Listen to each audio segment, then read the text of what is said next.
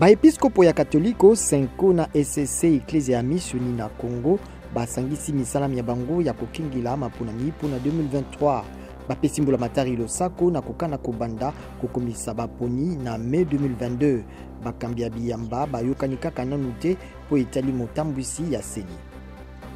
Martin Fayulu na Adolphe Muzito babengisi botamboli mosusu le 29 septembre 2021 pona kosenga bonsomi ya seni pe mapunami na 2023. Bapameli ndenge polisi epanzaki bango na kobeta le 15 septembre. Mapingali ya bikolo bya Afrika ya West na kati na yango bakonzi babale ya bikolo lisengi na bakonzi ya basoda bazwi bokonzi na Guinée kosalisa mapunami na sanza motoba mokoya. Eyano ya Colonel Mamadou Doumbouya eyebanite.